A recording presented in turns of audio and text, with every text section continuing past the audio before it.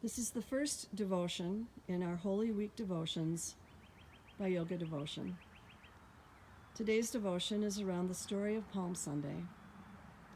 We open with a quote from Dr. Guy Consolo-Magnao, S.J., Director of the Vatican Conservatory. He wrote, "Theology is faith seeking understanding. Faith is a reaction to experience.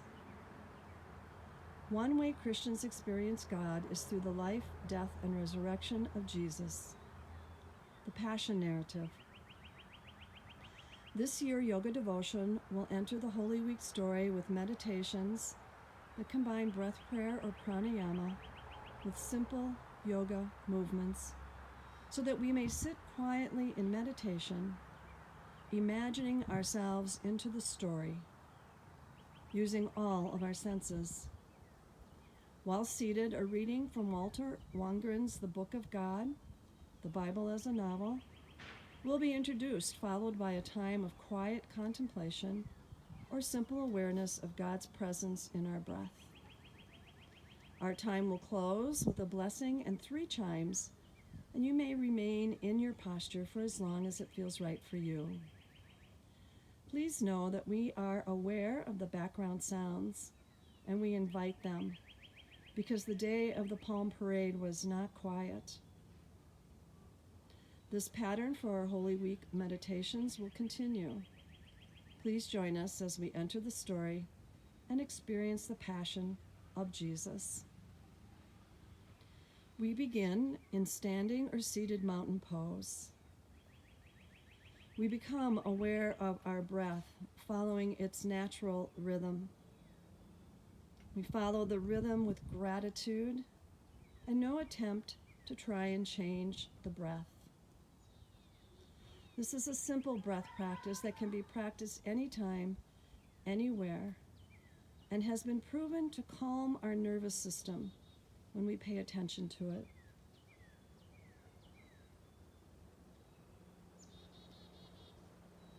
As you become aware of your breath, you may notice an availability to an extended exhale.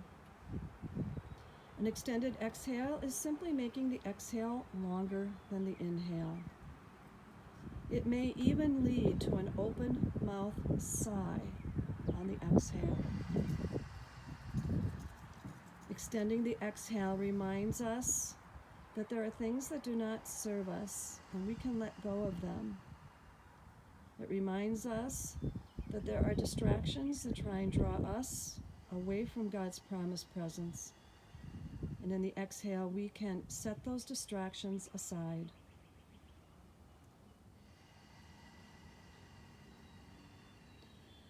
The 3-pose vinyasa, seated or standing, that we'll use today begins by stepping our feet wide, turning our toes out, and aligning the second toe on each foot. The 3 poses are star pose, to horse pose, to sunflower. Star pose symbolizes the Star of David, or Jesus' faithfulness to his Jewish faith. Horse pose symbolizes the colt that Jesus rode in the Palm Parade. And sunflower is us imagining scooping up branches and palms to create a path for Jesus to ride into Jerusalem. Let's try that with breath. Inhaling star and exhaling to horse. Inhale and exhale sunflower. Let's continue that 3 or 4 more times, combining it with our breath prayer.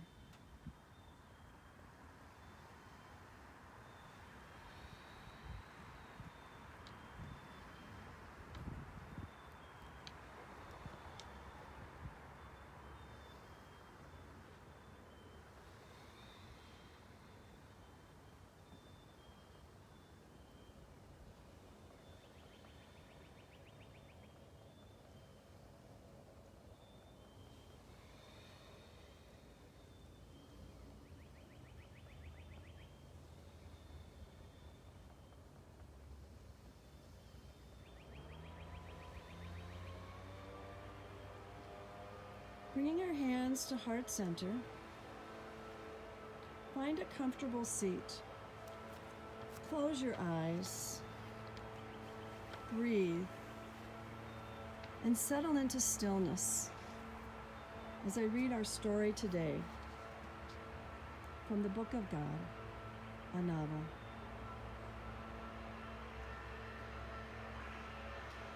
On the following day, Jesus and the disciples drew near to Bethany at the Mount of Olives, which was no more than 1.5 miles from Jerusalem.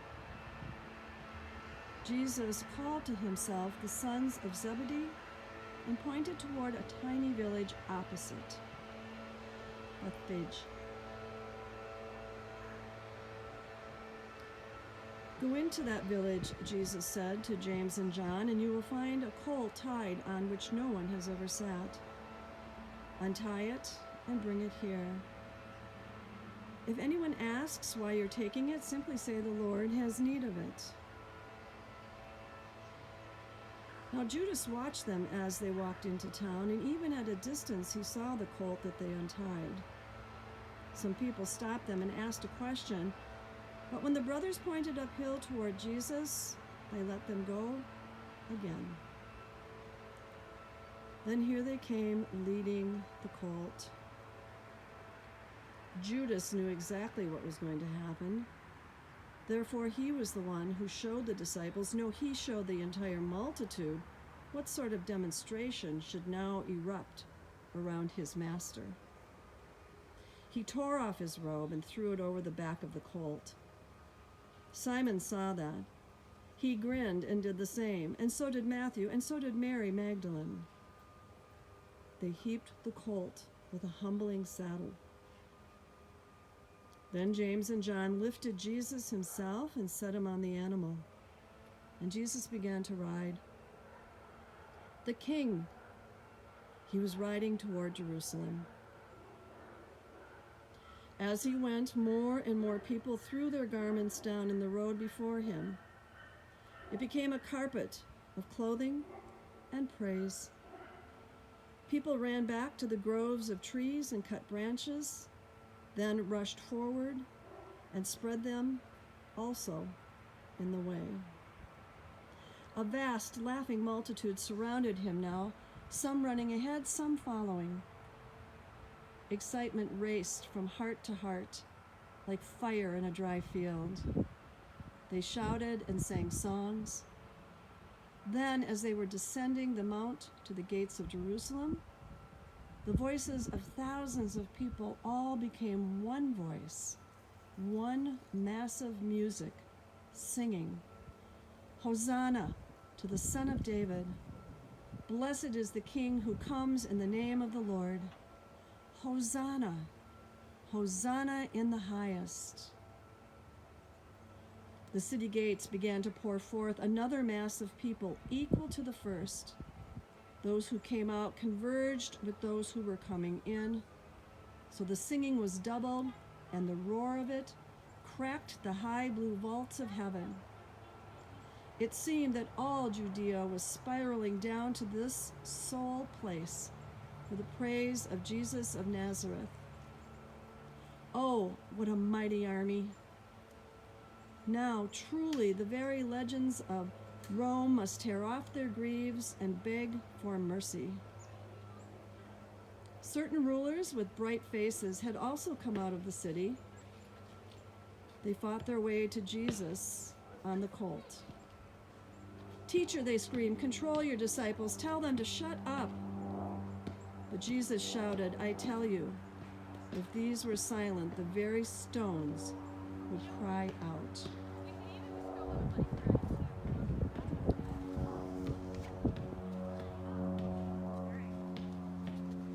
You may remain here as long as you feel the urge to be in the story and experience the passion of Jesus. Our blessing, may the light that is within you be visible to those on the path with you. We are one. Peace be with you. Namaste.